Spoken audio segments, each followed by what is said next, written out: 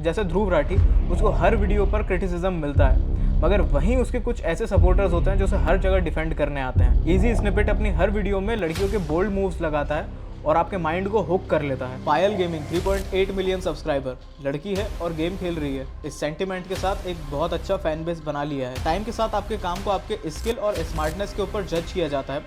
ठीक वैसे ही content creation का गेम भी पूरी तरह से इवॉल्व होकर बदल चुका है। मनी कंट्रोल की रिसेंट रिपोर्ट ने बताया है कि भारत में 25 से 35 लाख क्रिएटर्स हैं।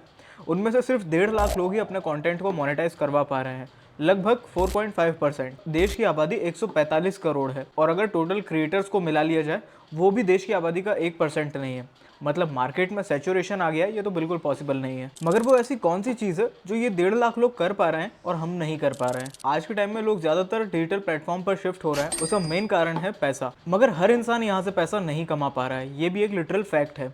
अब ऐसा नहीं है कि लोग यहाँ पर मेहनत नहीं कर रहे हैं, अपने एंड से हर कोई लगा हुआ है मेहनत करने में, मगर पैसा नहीं कमा पा रहे हैं because of high consumption of feed. इसे एक एग्जाम्पल से समझते हैं। अगर आप महीने का 30,000 रुपये कमा रहे हो तो आप साल का कमा रहे हो 3,60,000 रुपये, जो कि एक एवरेज सैलरी से भी ज़्यादा है। वहीं एक कंटेंट क्रिएटर है जो शुरुआती सालों में काफ़ी मेहनत करता है और कुछ समय बाद वो साल के करोड़ों तक कमा लेता है। इन दोनों ही लोगों के बीच डिफरेंस स्किल, लेवरेज और अंडरस्टैंडिंग का है।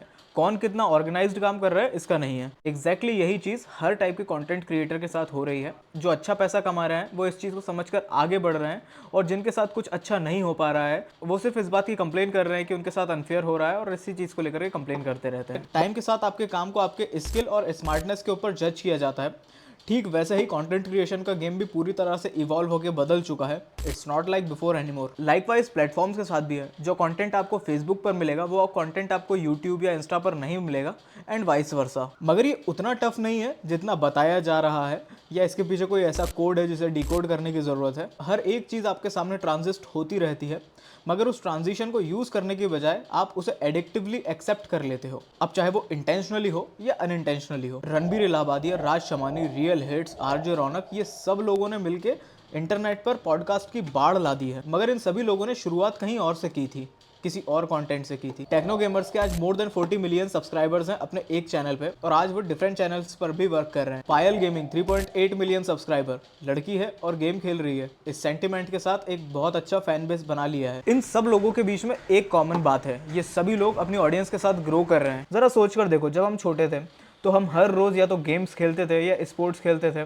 एक टाइम आया, ये चीज़ें छूटने लगी और धीरे धीरे हाथ में मोबाइल आ गया। मोबाइल आने के बाद हमें गैजेट्स में ज़्यादा इंटरेस्ट बिल्ड होने लगा और टाइम के साथ हम मैच्योर कंटेंट को कंज्यूम करने लगे हैं, लोगों के डीप डिस्कशन को सुनने लगे हैं और ये पूरा ट्रांजिशन हमने खुद फेस किया हुआ है। आप सोचते होंगे ये लोग कितने ज़्यादा पैशनेट हैं, हर टाइम अपने कंटेंट के बारे में सोचते रहते हैं और उसे क्रिएट करने में लगे रहते हैं। No bro, you are very wrong. वो मेजरली आपके सामने अपने पर्सनल थॉट्स रख रहे हैं। गेमिंग के दौरान अपनी एक कॉमेंट्री चल रही है, गैजेट खुद को कैसा एक्सपीरियंस हो रहा है, पॉडकास्ट के दौरान हमारी आपसी बातें कैसी चल रही हैं, ये सब कुछ उनका पर्सनल है और इसे ठीक तरह से इंगेजिंगली आपके सामने रख रहे हैं जिसे वो मोनेटाइज करते हैं। We can not deny the fact social media is a real social nowadays.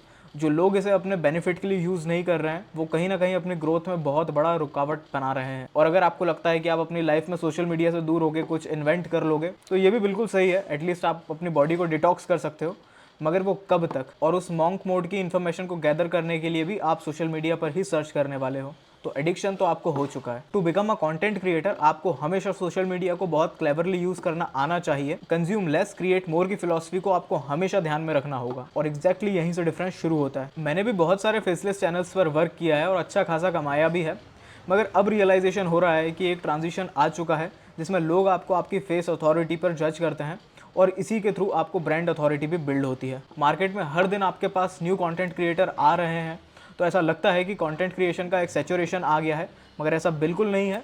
वो भी आपके कंज्यूमर बनेंगे अगर आप हर डे खुद को इवॉल्व करते रहोगे तो। Let me clear it to you, हर क्रिएटर की लाइफ में ये फेज़ आता है कि उसके सपोर्टर्स और चैलेंजर्स दोनों आते हैं। जैसे ध्रुव राठी, उसको हर वीडियो पर क्रिटिसिज्म मिलता है, मगर वहीं उसके कुछ ऐसे सपोर्टर्स होते हैं जो उसे हर जगह डिफेंड करने आते हैं। इजी स्निपेट अपनी हर वीडियो में लड़कियों के बोल्ड मूव्स लगाता है और आपके माइंड को हुक कर लेता है। They both creators are very smart, इन्हें आपकी अटेंशन की वैल्यू पता है और यहीं से डिफरेंस बढ़ता जाता है। हर बड़ा क्रिएटर खुद को इस तरह से रिप्रेजेंट करता है कि वो जो बोल रहा है वही सही है और ये डिफरेंस बढ़ता जाता है परफेक्शन की ओर। पर्सनली मैं नहीं मानता कि परफेक्शन जैसी कुछ चीज़ होती है।